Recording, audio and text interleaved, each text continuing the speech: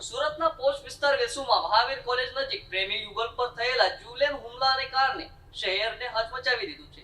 અજાણ્યા શખ્સોએ ધારદાર હથિયાર વડે હુમલો કરતા બંને ગંભીર રીતે ઘાયલ થયા છે. જ્યારે હુમલાખોરો હજુ પોલીસ પકડથી દૂર હોવાથી સુરક્ષા વ્યવસ્થા સામે અનેક સવાલો ઊભા થયા છે. સુરત શહેરને હચમચાવી મૂકતી એક ખતરનાક ઘટના સામે આવી છે.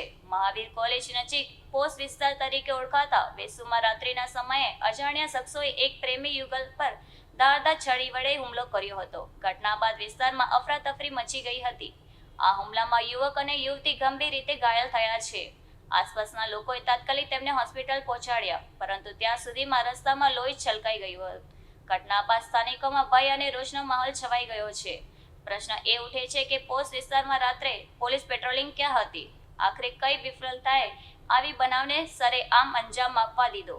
ઘટનાની જાણ થતાં જ પોલીસના વાહનો સ્થળ પર દોડી આવ્યા અને તપાસ શરૂ કરી છે, પરંતુ હુમલાખોરો હજુ ઝડપાયા નથી.